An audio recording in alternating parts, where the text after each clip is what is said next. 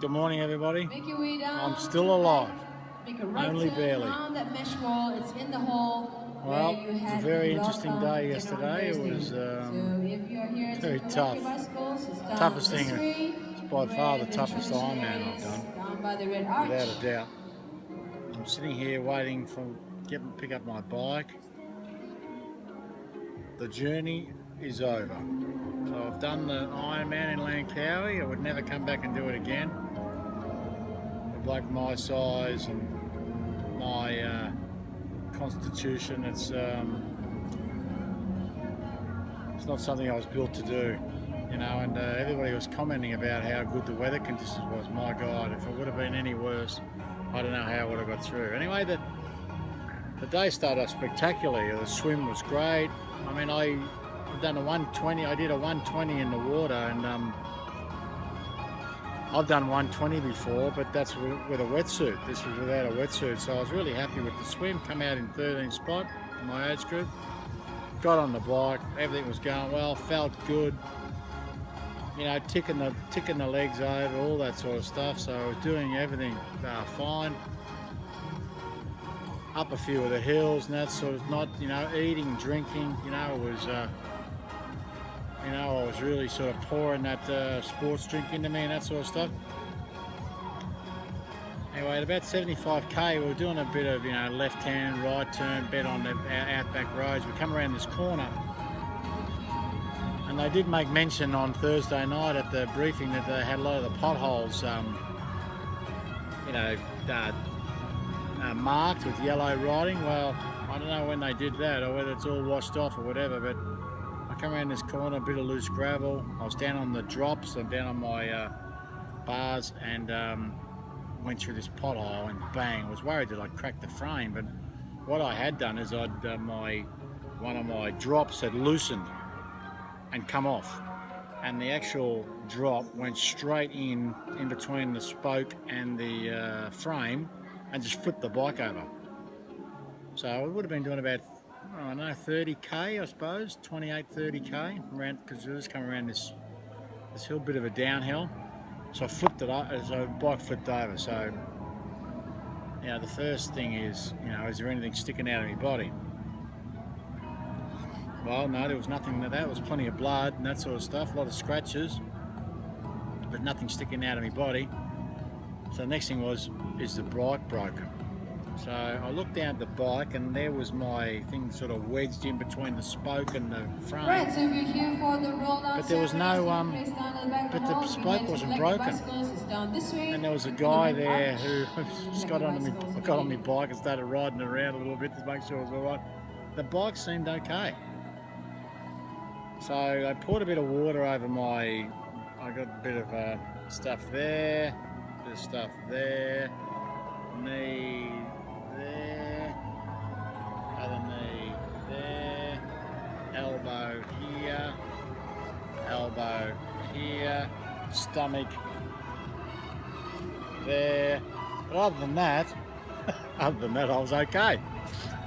So I got on the bike, I rode down to the about 15k to the next aid station, sat there for a while, and they sort of cleaned it up and that sort of stuff. But what had happened is, whether I was in shock or whatever, but all my plans of staying under control, getting my heart rate to stay the same, that all went out. That 15k's was probably the hardest 15k's I did all day. And of course then I'd you know, bonked it.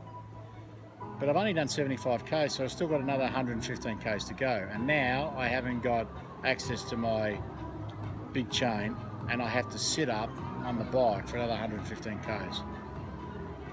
And by the time we got to the second lap, that was probably the hottest part of the day. So it was tough. It was a tough ride.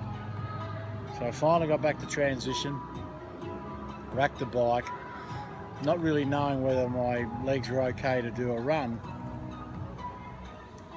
But once I got out, it was okay. I got to the first aid station all right, got the second aid station all right. But then I started to, you know, cramp badly. I've already taken 3 Nurofen, so I'm up to number 4, which is probably not the best thing to do, but then I just started going, 150 runs, 50 walk, 150 steps run, 50 walk, run for 100, walk for 100. I walked in between a couple of aid stations, like a couple of Ks, getting bad cramps, rah. It was just a tough day. Colleen came out to meet me about 5-6 Ks out, and we ran back together, running and walking and that sort of stuff. And crossed the line in 15 hours and 37 minutes, and I tell you. But part of the thing that kept me going is that I've promoted this thing so much on my Facebook and so forth. I mean, it would have been devastating not to finish, not to mention how bad my holiday would have been in the next week or so. But you know what? I'm proud of myself that I got through it. I'm proud of myself that I toughed it out on conditions that weren't in my favour. And as you can see by this t-shirt, I am a Ironman finisher. So that's all I wanted. That's all that kept me going all through the day. So thanks very much for following my progress. This will be my last post on the Ironman journey. It's been a long journey. I was looking at maybe finishing in the top 10. I finished 15th in my age group, but when I come off the bike, all that went out the door. It was all just about getting to the finish line. That's what I wanted to do. Thanks very much for my family for the support. I'm sorry I put them through all that pain and worry. But there was, apart from a broken bike, there was nothing that was going to keep me from the finish. So thank you very much, everybody. I'll post this when I get back to the hotel, and we'll talk soon. See you later. By the way, thanks to my riding buddies and my running buddies for getting me through all the training and that sort of stuff. It's been much appreciated. And I look forward to going out and doing some exercise with you in the next few weeks. See you later. Bye.